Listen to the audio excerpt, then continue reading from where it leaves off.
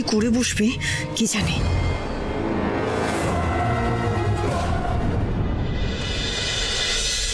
আমার গুবলাইকে রক্ষা করো ঠাকুর।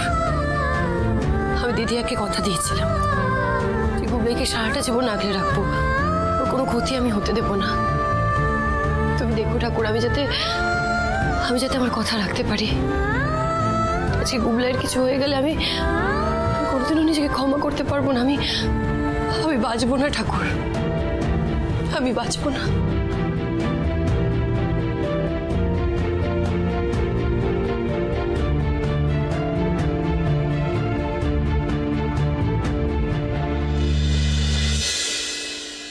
আমি তো ভাবতেই পারছি না ড্যাড।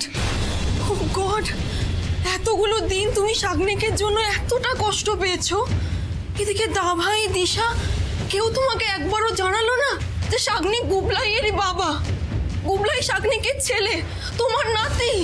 ড্যাড, আমার মনে হচ্ছে এটা দিশার নতুন কোনো একটা নাটক হতে পারে। ও দাভাইকে মিথ্যে বলেছে।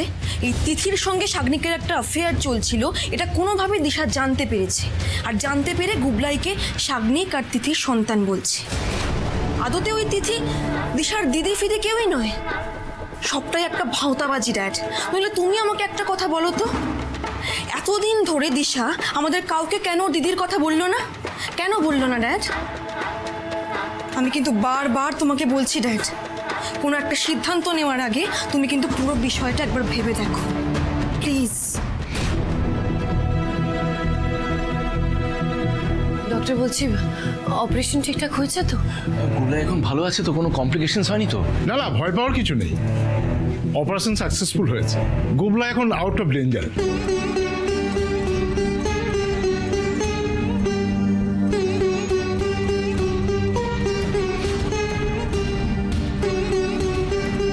ওষুধ আর বাকি চিকিৎসায় ও খুব ভালো সাড়া দিচ্ছে। কিছুদিন রেস্টে থাকলে ও সুস্থ হয়ে যাবে। দাদা ভাই, আমি ফোন করে বাড়িতে জানিয়ে দিচ্ছি।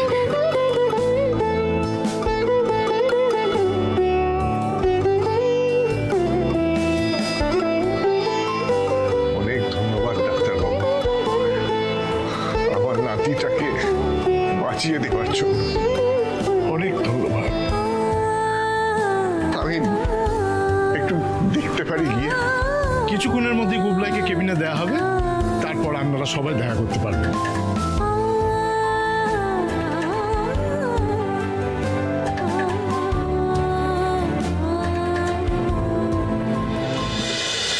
অপারেশন ভালো ভালো মিটে গেছে বলছিস? আচ্ছা, বলছি হ্যাঁ রে, ও গুবলাইকে কখন দেখতে দেবে? আচ্ছা, ওকে একবার কেবিনে দিলে ভিডিও কল করিস, কেমন? আমরা একটু দেখবো। হ্যাঁ আচ্ছা আচ্ছা, তোমার অশেষ কৃপা ঠাকুর।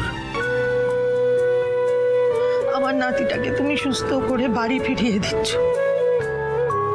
তোমার এই করুণা সারা জীবনেও ভুলবো না রাতামাতা, সারা জীবনে ভুলবো না।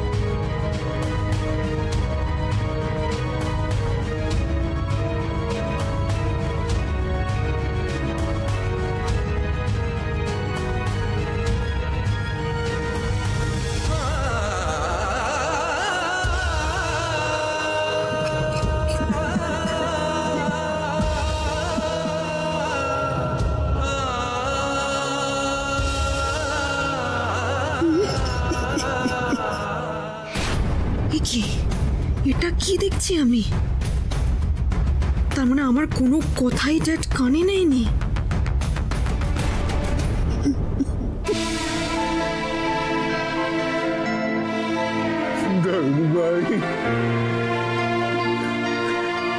দেখো দাদু ভাই, তোমার খুব খারাপ দাদুটা এসেছে, খুব খারাপ, খুব খারাপ। জানো দাদু ভাই, শুধু তোমার সাথে নয়, তোমার বাবা, আমার ছোট ছেলে, তার সাথে আমি খুব খারাপ ব্যবহার করেছি, কত অন্যায় করেছি।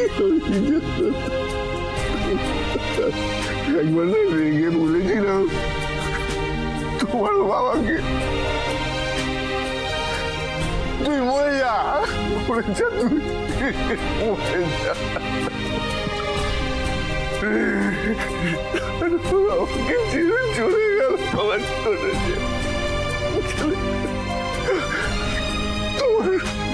তোমার বিপদের কারণ তো আমি বড়। আর আজ তো মহা পাপ করতে যাচ্ছিলাম আমি। আমার রক্ত,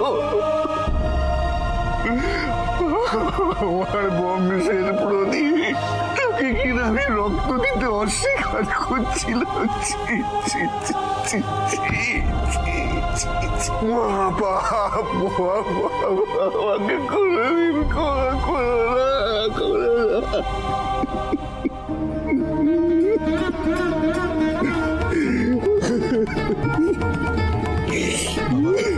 বাবা প্লিজ সামনে।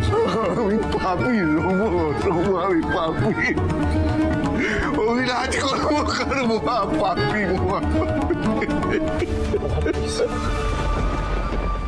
পেশেন্টের তো এখনো জ্ঞান ফেরেনি, এই অবস্থায় বেশি কথা বলা ঠিক হবে না। আপনারা শান্ত থাকুন প্লিজ। বলছি ডক্টর, গুবলাইকে কবে রিলিজ করা পসিবল হবে? সব ঠিক থাকলে পরশুদিনই ছেড়ে দেবো।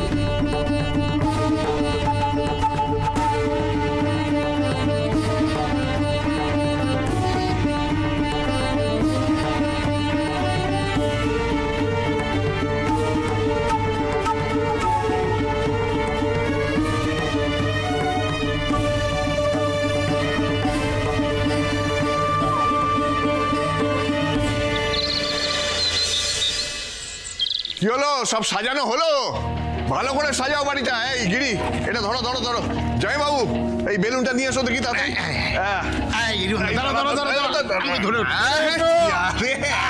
আমি ঠিক 100% ফিট আছি এখনো, বুঝলে?